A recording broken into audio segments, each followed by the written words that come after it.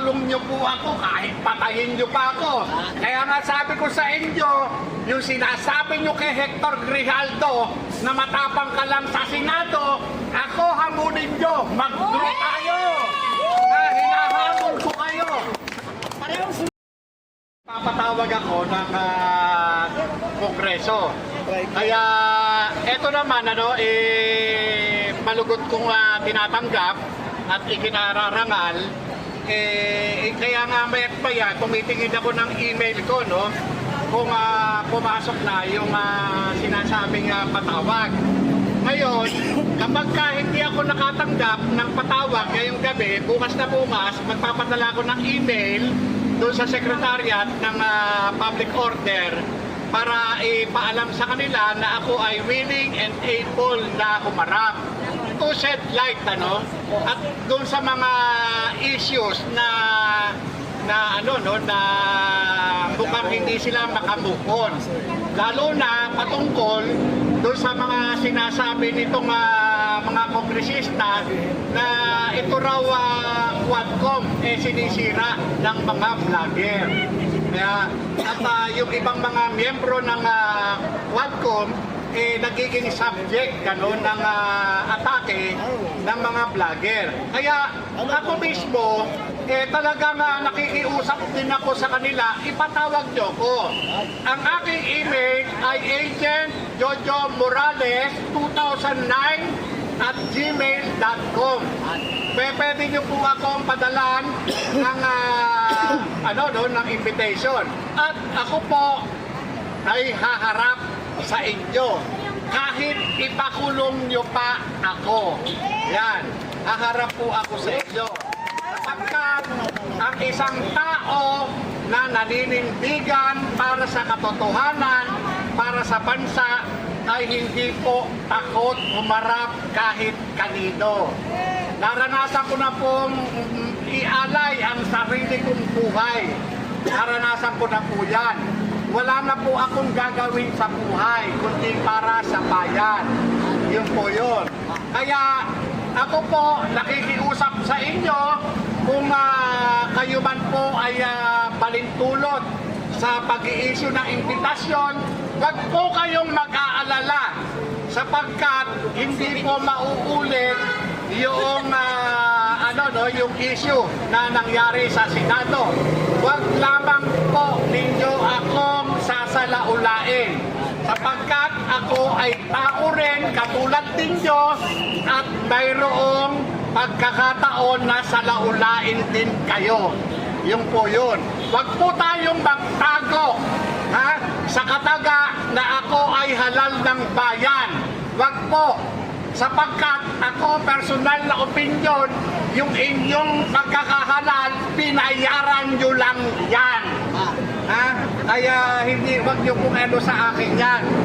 Ako po, talagang ibinalaga ko na ang buhay ko bilang isang alagad ng batas. Isang paa nasa hukay, isang paa nasa motel. Ay, nasa bahay. Yun po. Kaya, inaasahan ko po yung patawag ninyo. Inaasahan ko po. Wag ho kayong mag-aalala na sasabihin kaya nga natin pinatigil yung PIDEA Lex Kaya hindi nga natin inimbisigahan yung PIDEA Lex dahil makakalagkat yung pangalan ni Lisa Marcos. Wag ho kayong mag-alala. Mag-asawa ho yung kakalagkarin ko. Si Lisa at si Bongbong. Yan. Ibalik ko natin yung nakaraan. Yung hindi natapos, ituloy po natin yan. Yan po. So, malinaw po Agent Morales 2009@gmail.com. Yun po ang aking email. Huwag po kayong mag-alala. Kahit pakulong nyo po ako, kahit patayin nyo pa ako. Kaya nga sabi ko sa inyo, yung sinasabi nyo kay Hector Grijaldo na matapang ka lang sa Senado, ako hamunin nyo, mag-draw tayo. Hinahamon ko kayo. Parehong swerte. Saan ka ba naman nakakita? Itong EDSA's right. Isang pribadong lugar kung saan pinapantayan ng pambansang pulisya ng Pilipinas.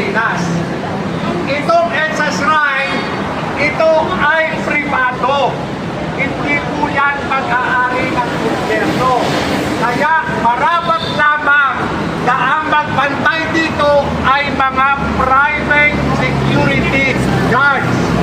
Pero ano ang nangyayari ngayon? Ang nagbabantay yung mga paswelduhan natin, mga pulis na ang sinusweldo ay galing sa kaban ng bayan, galing sa mga katulad natin nagbabayad ng buwis. Tignan ninyo, sa takot ng tao riyan, sa simbahan na yan, takot ata na magahasa. Takot siyang magahasa, kaya kinakailangan may bantay siyang pulis. Tama ba yun? O natatakot siya na buhatin yung santo sa ibabaw ng bubong. Di ba? Yun, Tama ba yan? natatakot, nakuha ang santo. Yung mga namumuno dito sa pulis na ito, yung mga nagbabantay sa pulis na, kung hindi tumatanggap yung kanilang pinuno, hindi magtatagal yung mga pulis na nagbabantay dyan. Naniniwala ba kayo doon? Yes! Kung walang tinatanggap yung mga pinuno, yung mga pulis na nagbabantay dyan, January 7 na hindi nakakasabuti ng magtatagal taon mo. ang mga yan. Taon mo. Mamaya, ripat na yung ID. Bawat galaw ngayon, bawat kilos ngayon, lahat yan may katapat na halaga sa kanila. Kaya ngayon pa lang, mga kapatid, mga kababayan, kung titignan ninyo, alam naman natin kung sino yung mga nagpapahirap sa atin. Unang-una, itong mga politiko na ito. Patuloy silang nagnanakaw ng salapi ng taong bayan. Pangunahing nakikinabang sa mga nakaw nila ay ang kanilang pamilya. Tama ba? May tanong ako sa inyo. Tama ba? Na dapat nating gantihan yung pamilya nilang kasabwat nila sa kagnanakaw? Tama lang! Tama! Pa nakapunin natin ang pamilya ng mga politikong pangkalakaw. Magnanakaw talaga! Kaya yan, kung ako ang tatanungin ninyo, marapat lamang ding panagutin natin yung pamilya ng mga politikong pangkalakaw sapagkat ito ay talagang kasabwat nila sa pagdanakaw. Kaya marapat lamang na maging ganti ng mga ordinaryong Pilipino. Hilain natin yung mga pamilya Dapat lang nitong ipahiya. mga politikong pagdanakaw. Ubaran natin ang maskara yung mga yan. Diba? Namumulini sila sa pera ng taong bayan.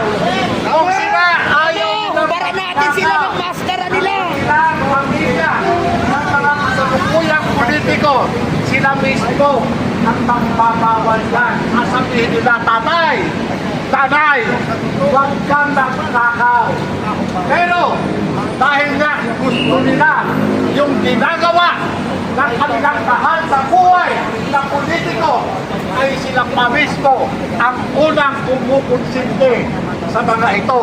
Kaya kung ako ang tatanungin, marapat lamang nating silin pati ang mga mahal sa buhay nitong mga magnanakaw Tama! na politiko. Tama ba? Tama! Naku, walang mali doon. Naku, sobra-sobrang tama. Kaya yan, para matuldukan. Kung meron tayong mga kapitbahay na mga politiko, hiyain natin. Hiyain natin yung mga yan. Ipamukhan natin sa kanila yung mga inaas-taas na nila. Gising Yung na, mga gising na mga ginagamit nilang kapitbahay mga ko. haling mga gamit. Katulad ng mga sasakyan, mga bag, mga alahas, mga pabango, o ano pa man dyan. Dapat kubarin natin sa kanila.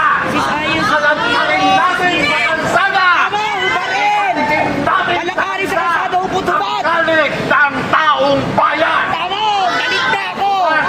Kaya yan, ayun pa lang. Hubaran Ito talaga! ang dapat. Hindi lang maskara, pati balat! Ito ang dapat. Ito dapat natin. Tayong maliliit sa lisura. Wala ng kasamaan, tama ba? Muntin lupat